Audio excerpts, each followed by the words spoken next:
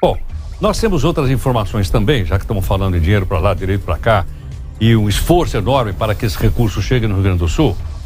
Surge uma questão que nós já noticiamos aqui, dizendo que o rombo na Previdência Social chegou a uma quantidade fantástica de dinheiro.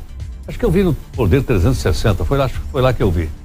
Mais de 360 bilhões de reais esse ano de déficit.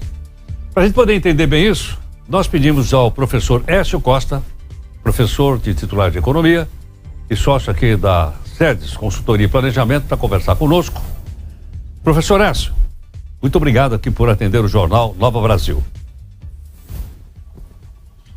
Bom dia, Heródoto. É um prazer estar participando, né, de entrevista para Nova Brasil FM, e são números que realmente preocupam. Inclusive, dentro desse impostômetro que você estava apresentando ali de 1.300 bilhões, mais de 300 bilhões já vão para a conta desse rombo da Previdência somente esse ano. Professor, quer dizer o quê? Que nós estamos gastando mais do que nós estamos suportando a Previdência Social? Sim, esse gasto, ele, apesar da reforma que aconteceu em 2019, ele continua a crescer, né? Ele vem trazendo aí um patamar de déficit, como eu mencionei, de mais de 300 bilhões, onde, para se ter uma ideia, né, a receita ela é de 636 bilhões projetada para esse ano, enquanto que a despesa com a Previdência passa dos 918 bilhões. Então, essa diferença ela é arcada com recursos do governo. E esses recursos do governo vêm justamente dos impostos que a população, em geral, tem que pagar para bancar o sistema de previdência. Enquanto não tiver uma nova reforma, enquanto não tiver formas de você trazer uma maior inclusão, né, de novos contribuintes, você vai continuar tendo um déficit bastante elevado. E esse déficit tende a crescer. Para se ter uma ideia, hoje já há menos de 2 contribuintes para um beneficiário.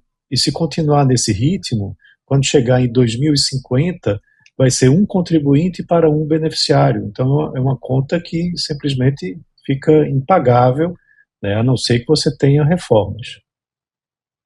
Professor, é possível dizer que esse rombo da Previdência Social tem aumentado nos últimos tempos ou ele está estável?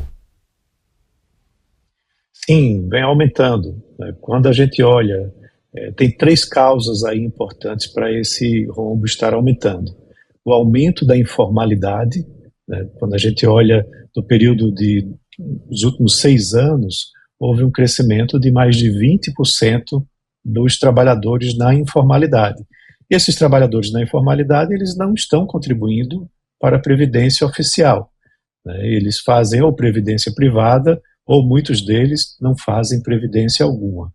E do outro lado, o crescimento da formalidade, ele é muito baixo, né? Os empregos formais, eles têm crescido, né, da pandemia para cá, mas num ritmo muito lento, o que termina prejudicando a base da pirâmide, né, da arrecadação desses recursos para a Previdência.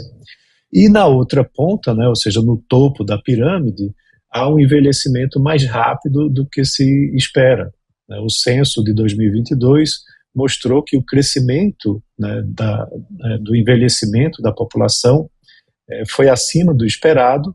Então, o número de beneficiários ele tende a crescer mais do que a base que vem sustentar a Previdência.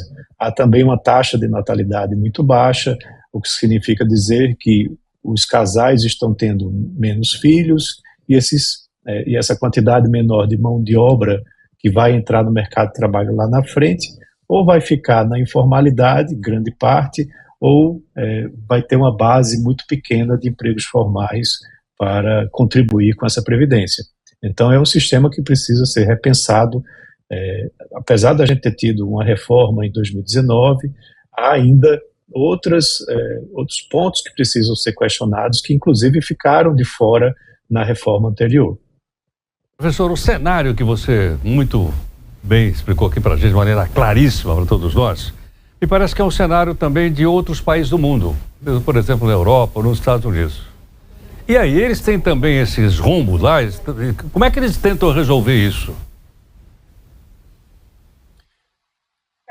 Você tem aí vários exemplos, né, que muitos podem ser seguidos, outros talvez não devam ser seguidos. Na Europa, por exemplo, você tem um regime que é muito beneficiário para o contribuinte, para o aposentado. E aí você tem sistemas que estão também com risco de falência.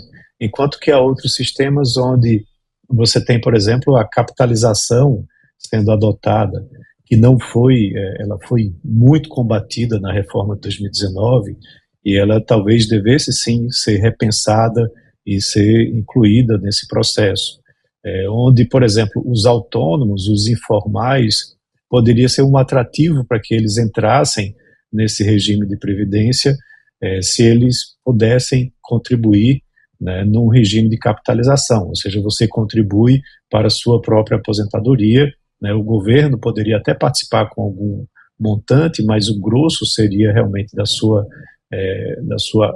contribuição. As idades mínimas, elas precisam ser repensadas por conta desse envelhecimento.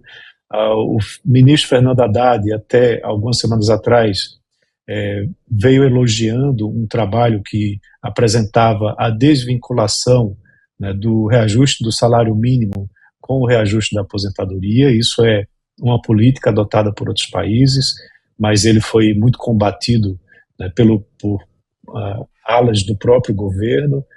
Então, veja que são pontos que complicam.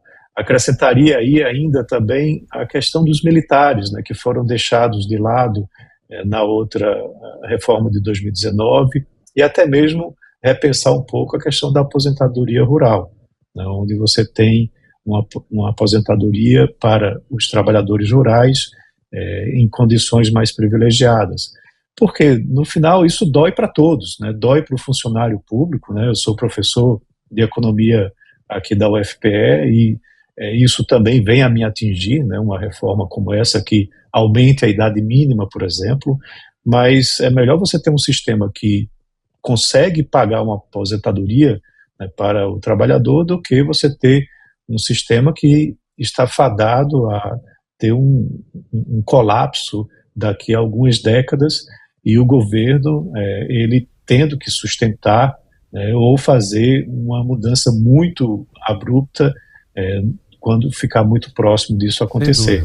Então é algo que precisa ser planejado. Professor, muito obrigado pela sua gentileza. Eu fico à disposição e espero que tenha contribuído aí com o tema. Contribuiu muito. Professor Écio Costa, professor titular de Economia da Universidade Federal de Pernambuco.